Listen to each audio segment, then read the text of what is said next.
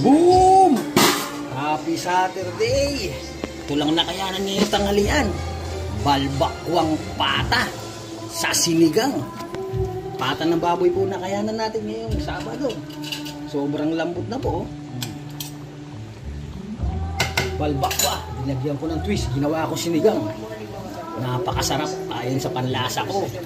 Lalagay ko na yung kangkong para talagang tuluyang maluto na.